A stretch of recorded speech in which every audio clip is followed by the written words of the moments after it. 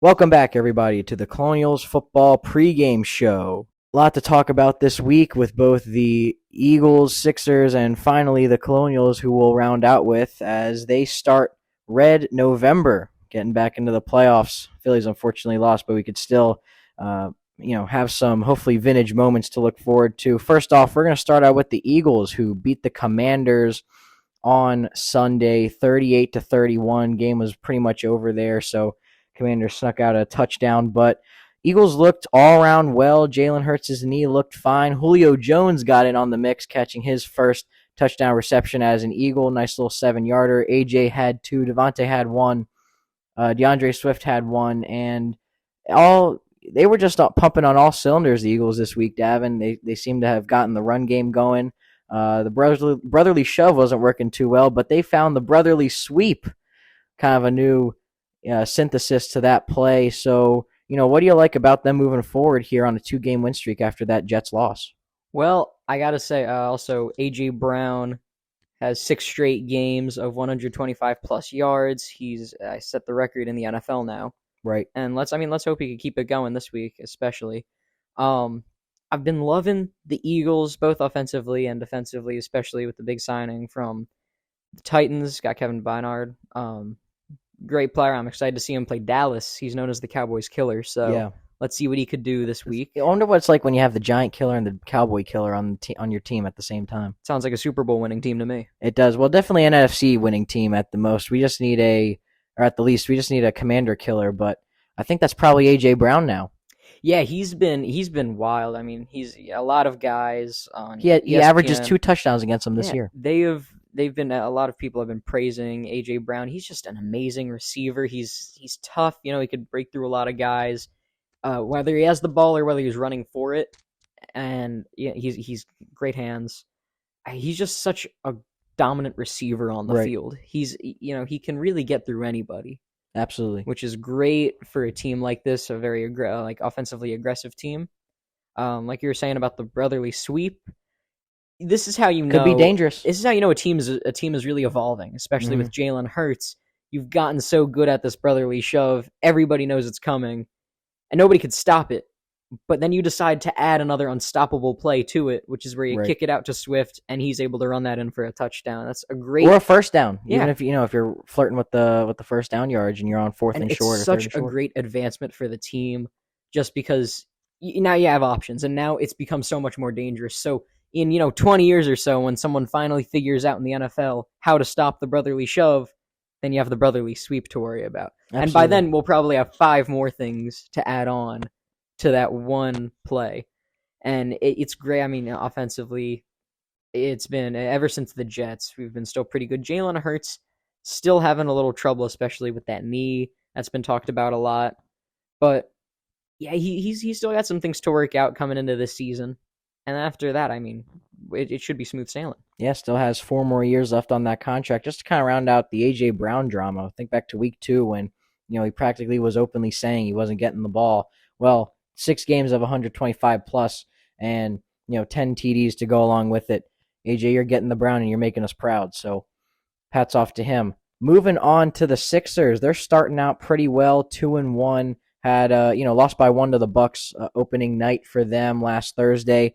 They're looking pretty well. A lot of their key guys that they signed this offseason, and Patrick Beverley and Kelly Oubre Jr. as well as Tyrese Maxey, who we've had stepping up in terms of points and some of those other stats. But finally, they got the surgically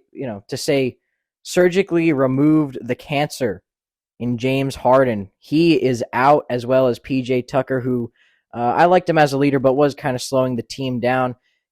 Tucker and Harden both were shipped out to the LA G League team and the Los Angeles Clippers in exchange for Nicholas Batum, a few other players. Markieff Morris, bunch of picks. Very surprised that Norman Powell nor Terrence Mann weren't included in that trade.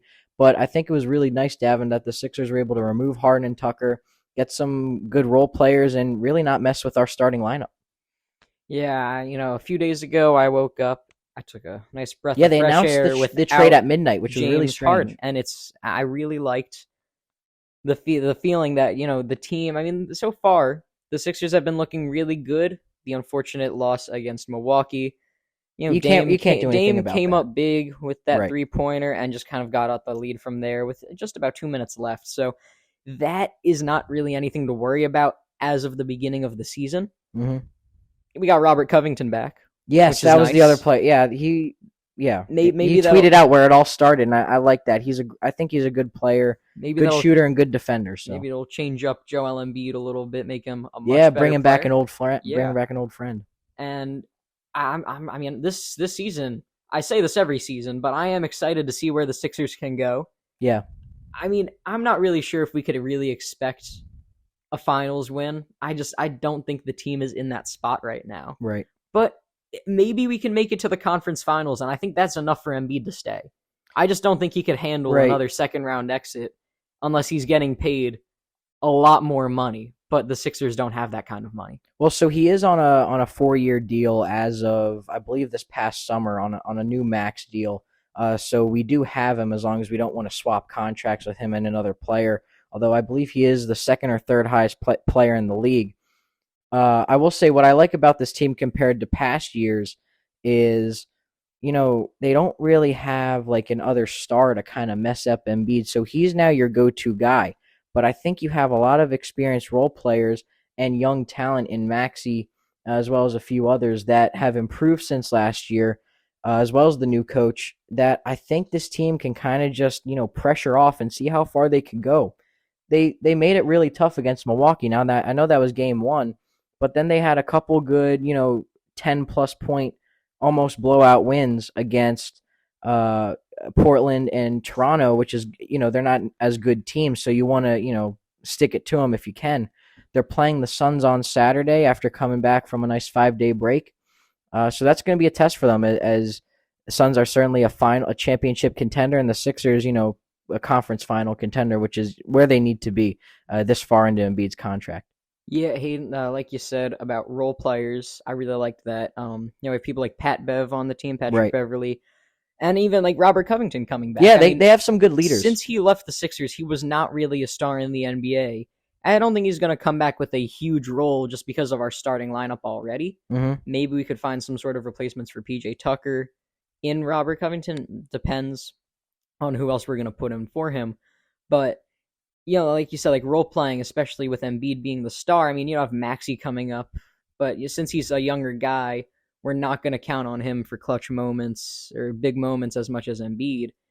And I think a team like this it is kind of how you can win. And because then the role players on the rising star, I mean, the rising stars will then become star players, and then you have a great team, a great starting five to really then go win a championship. Right. So Sixers starting out how they normally do with a solid start, and maybe they'll decrease around I feel like January or February, and then they usually pick it up about April. So hopefully we don't get the same old Sixers. Now moving on to the second part of our show, we like to start out the Colonial segment with a nice interview from Tayshawn. So here's that audio now. So even though you guys have a 6-game win streak, how can you guys use this momentum to make a big entrance into the postseason where record really doesn't matter anymore? We're going to use that momentum to keep doing our job and coming in there and just dominating every game. Just off the top of your head right now, who are some players that you think have stepped up and can make a big impact throughout the playoffs? JTP, he stepped up a lot. He get with his ego and everything, he stepped up. Ty Hines, our linemen have stepped up a lot. Ty Hines, Luke Winterbottom, Nazai, and I would have to say Caden Lazinski. Do you know any ways they could specifically step up? They that didn't step up or that needs to step up? That was your question. How they can? Oh, how they can? Oh, well, Caden. Oh, then never mind. Let me change my answer. It would have to be Shai Sajid. He needs to step up his extension and his routine of being a DN, his pass block, his pass rushing, and all that. Vincent on his route running and catching the ball.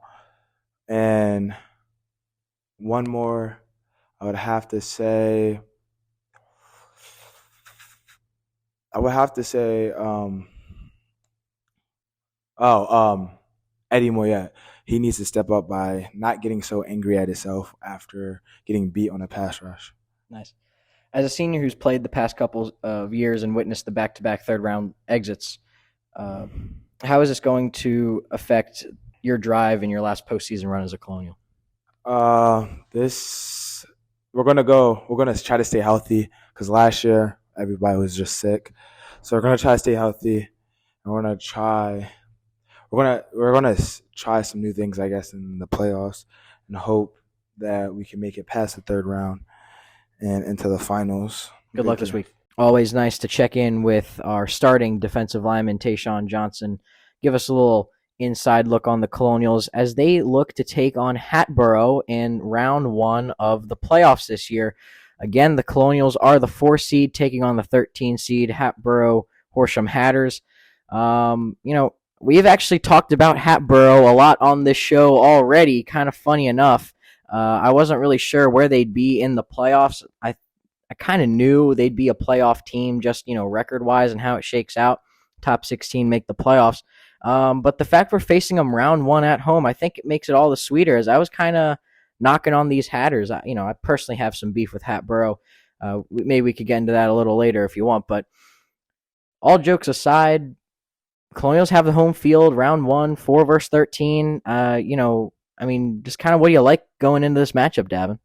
Well, I think the thing that I love the most coming in this week is the 6-game win streak. Yeah. That Plymouth White Marsh is going into. Ever since that loss on Quakertown, from Quakertown at home, they have not lost a single game. They have a perfect record away at 5-0. That should come up big, especially when you're playing those, later games in the playoffs at neutral sites. Yeah, and going into a game against Hatboro, clearly don't have the best record, which we'll get into, and they don't have the best team either. And I think that the momentum that you're going to go into, even though records don't matter, there's still there's going to be a sense of, a lot of energy, especially for a Plymouth White Marsh playoff game that I know the fans are going to be into. I know we're going to be into it. I know, Coach Chang and the rest of the Colonials are going to be really looking forward to this game. Probably even right now, everyone's excited for it. Right. And they really want to play their hardest. Absolutely. Well, the interesting thing about Hatboro, Davin, is they've had a couple of upsets this year, not only being on the upset side, but also pulling some off. They've had a lot of close games this year. They have played a couple of our divisional opponents in Upper Moreland, Wissahickon, and Springfield, William Tennant. So they kind of know what to expect going into this game. They're a really scrappy team, too, sitting at 5-5. That's not a bad record at all. I think last year our first round matchup against Sun Valley was something like 4-7, or not really a particularly good team. They have one more game than us going in, so I think that is probably how they made the playoffs, Hatboro. But they're a scrappy team. They really like to run the ball. I think their defense is pretty solid, is what's been keeping them in this game. They do a lot of damage in their first quarter. This score right now is predicted to be 35-23 in favor of the Colonials, as they kind of, being not really an experienced team, slowly decreasing their point values as the game goes on. The Colonials staying steady at around 10, 11, 12 points per quarter, which is, kind of where you want to be. So like we said, they're 5-5. They were 1-2 in the conference. They're not in a very big or competitive conference. It has Upper Dublin and Souderton, who are the big dogs in there, and Souderton won that at 6-0. So, they have a 500 win percentage. They have a .333 conference winning percentage, and they're 3-3 at home and 2-2 on the road. So, you could really see this game going either way. I personally think, just based off the stats we have with their record. So they're just going to be your, average kind of wild card team in this wild card game. Yeah, most definitely. I think the Colonials are going to come in dominant into this game. Looking at their game last week, right, against Upper Yeah, Moreland. Let's take a look at that one. Now, that one was an exciting game, senior night. So it was great for everyone to be there and kind of check out. Yeah, celebrate the seniors. not a very heavy senior class this year, which I like with the young quarterback in Caden Lazinski because past few years we've lost a lot of seniors. Nonetheless, let's talk about this game.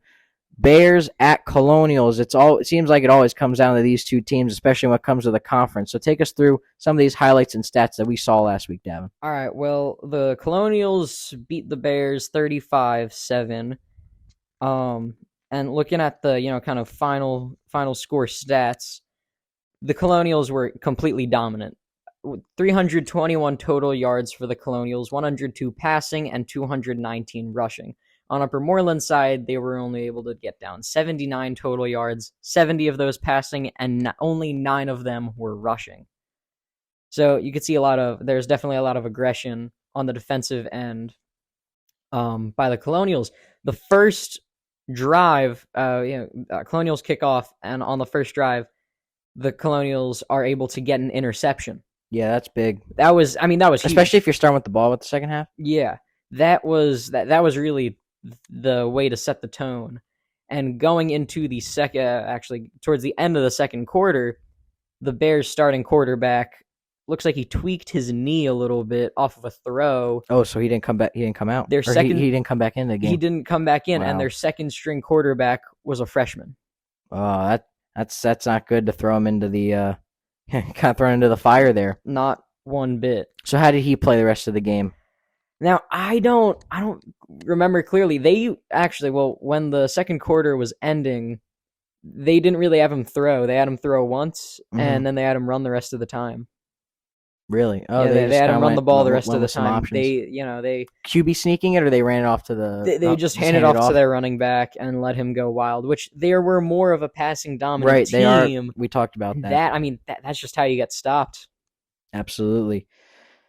Now, kind of looking at the other side of the ball, it is sad to say we were really rooting for him. Tayshawn did not get the league. He's not the league leader in sacks. He needed 2. I don't think he got in on any. He says here that he still has 5.5.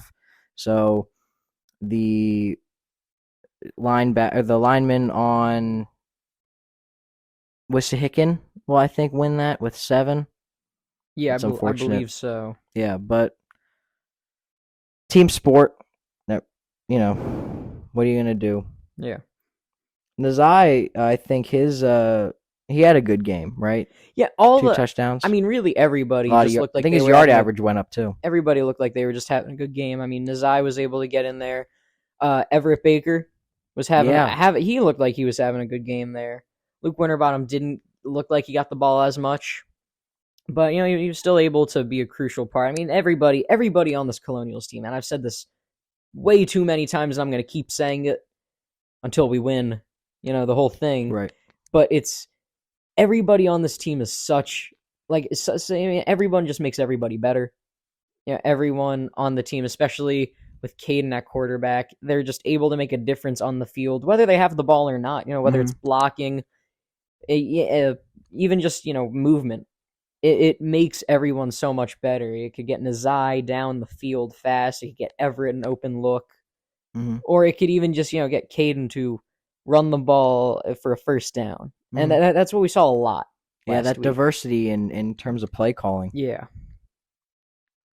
I know that we were also saying, maybe Chase Smith, some other cornerbacks would be coming up big.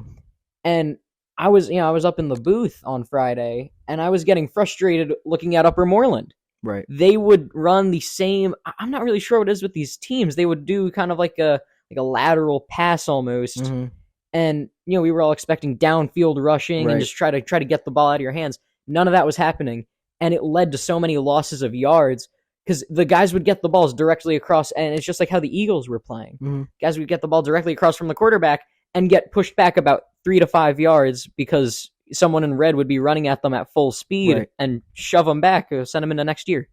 Absolutely. So that, I think, is probably what they're going to do against Hatboro. They're going to probably bring their corners and safeties low, if I had to guess, and make them beat them over the top because they are so run-based. Now, that kind of does take me into my next question, Davin, about Friday's game for the Colonials. were they more run based or pass based with their offense? I mean, I know they had about 350 yards of total offense, which is a little low for the Colonials, but I'm just kind of curious how it was broken up. Were they favoring one side over the other? Because Yeah. they will tailor their play calls to the defense, that they're given, but just kind of like being able to predict what they might be doing this week against Hatboro. Now, just looking at the stats from Friday, of course, the Colonials this season have been more leaning on rushing yards, Right. especially when you have people like Nazai, who Absolutely. you're just going to hand the ball to, and they'll find an opening somehow, and they're going to run it. And when you have a reliable quarterback like Haiden, who knows he can run the ball within rather than just throwing it outside, you really, with the Colonials, they don't get to passing until they're around 30 yards from their opponent's end zone, which is when they'll try to get throw in there. There were some real impressive grabs, to kind of out of bounds from Everett and just the rest of the receivers, which I was really happy about because it seems that every game the Colonials use more and more passing. Yep. It seems that they're kind of getting a flow into that one a little more, which is good because towards the beginning of the season you really didn't see much passing, and if it was, it maybe got a little sloppy. So their passing yards I've seen definitely an increase in use of it, and also I've seen an increase of yards that they've been able to gain. Perfect. So it's really unpredictable on what side they're going to favor, just because you could kind of say it's always going to be rushing with the kind of backfield we have. Right. But if they're going to go for more pass attempts, you don't know unless you're going to see the Hatboro defense this week. Right. Well, if I had to guess, usually teams that have a good running offense will typically have a good running defense because, well, they're playing against each other in practices.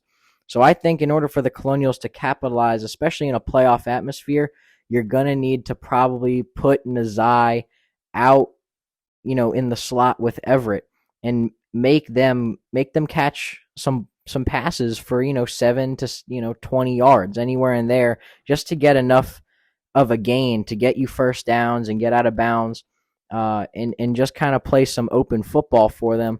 I think, if they can kind of expand the line. I know Tayshawn was talking about some people that he was looking to step up, especially the center, Jared, Thomas Payne, bringing the pain up there. If he could be a captain down there, I strongly think you could have Anthony Ianozzi getting some motion there at that tight end position. He's got some great hands. And then, you can punch the ball when you're in the red zone, which is what they're going to do using their excellent run, running abilities, both with the line in the trenches and, with their triple option that they have going on there. So looking at the other end, Hatboro, I think they kind of need to be like William Tennant and Quakertown, teams that we've seen actually kind of have good first quarters against this team. And they need to come out and absolutely trick the Colonials. Set up in a formation, especially if they lose the toss and they have the ball first. They need to make them think they're going to run it and then have like a nice little, 20 to 25 yard throw pass play to kind of get the ball rolling for them. They need to go fast against this team too. Colonials are always prepared. They're always running, their substitutions are clean. Not very many just lazy penalties. I mean, they'll get about 4 penalties a game, but nothing, and never anything lazy. And that's something that they've cleaned up since last year. So they're going to be smart. I think Hatboro just has to be fast, and like we said, they're just going to be like a wild card team. If they win, great, but if they lose, they had a good season. Yeah, I think that definitely the one thing that could be for Hatboro here is, like you said, that first quarter. Aggression. Right. But I think both teams have to be aggressive by throwing the football. Yeah, and from what I saw this past Friday, that interception off the first drive, that's a huge game changer. And the Colonials are a really good team, especially defensively, at shutting down momentum. Right. The moment it starts and they get a hold of it, they will stop it dead in its tracks. And when you're a team that really strides on the first quarter, offense, trying to get points up early. Right. The Colonials are a team that get points up early, mid, and late. Yeah. And if they're going to stop you, in the first quarter, then you have no chance of getting by them again. Right. Well, something I think is worth mentioning is this team is able to put up some good scores. I mean, they put up 40 points in a 1-point loss against Wissahick in week 2. Started out 1-0 against Upper Moreland, 43 up against Lower Moreland. Like, they can compete, this team. I don't really think that's a doubt. But then you look at the Colonials, who've had 3 games of 49, a game of 56, 5 games of 42, 2 shutout wins. So, I mean, we know they're the better team. And that game of 52 was a game that we thought was going to be real close. Right. It right. was a game and that it wasn't close at all. Down to they were up by 14 at halftime. It was, it started off scoring, one after the other. Right. But like I said, momentum, the Colonials will stop it dead in its tracks. With that pick six, exactly. It's always off the interception. If the Colonials defensively will get their hands on the ball, either from a fumble, Tayshawn leads. He may not lead in sacks, but he leads the team as well in pressures. Yeah, that's big. You pressure that quarterback. I mean, I'm not sure his hands necessarily, but if that ball drops when you hear those footsteps, any sort of way, if that ball drops from the quarterback or if it's picked off, then I'd say you have the game right there. So if the Colonials do bring their coverage low, then you might be able to get some throws over the top of your Hatboro. But if they're just keeping the same old coverage, letting those 5-yarders slip in there every now and again, the quarterback has to be smart and not maybe take a sack or run out of bounds, run out of the pocket, just to preserve yards, because Anthony Iannozzi, Chase Smith, and Nazai Boggs have great hands and great vision to go in and pick that pass off. And if the Colonials get an interception, I mean, good luck to whoever their opponent is. Yeah, absolutely. So to kind of round this all out, I know we kind of went back and forth between Hatboro and the game last week and then back to Hatboro. To kind of close out our show here, what are some predictions? What do you got? I mean, Colonials 6-0, Hatboro's inconsistency. You never know what you're going to get with them. They're going to be a box of chocolates here. So I think I got the Colonials coming out on top. Can we agree on that? Yes, I agree with that one. I think it's probably going to be one of their closer games. I don't really think we're going to get any field goals. I think Hatboro is going to kind of match them in the first quarter, but I think the Colonials are going to slip away midway through the third. I got Colonials on top 35-14. Now, I was thinking 35-14, but then I thought I think it could be 42-14. I think that 42? Early on, Hatboro can maybe, depending on how fast-paced both offenses are, each team will score 2 in the first. Yeah, and then probably, they'll slow it down towards the end, the Colonials. So 42-14, I think, is where I'm going to be at. Yeah, I'm kind of thinking maybe like it's 7-7 end of first, but maybe it's like 21-14 or 14-14 at the half, and then the Colonials just run away with that big third quarter burst of an average of 12 points in the third. So that's going to be really hard for the Hatters to stop, especially being that young and experienced team at 5-5, facing on against the 8-1 Colonials. Third year in a row, they win the American League. Three-peat. Now they're looking to finish the job and not just pray, they're actually going to work really hard to get to that third round, and then from there on, hopefully have some smooth sailing to a state championship. That would be excellent to see. It's Red November, baby. Let's go get these Hatters on Friday. As always, I'm Haiden Haley. And I'm Davin Haley. See ya. Have a great week, everybody.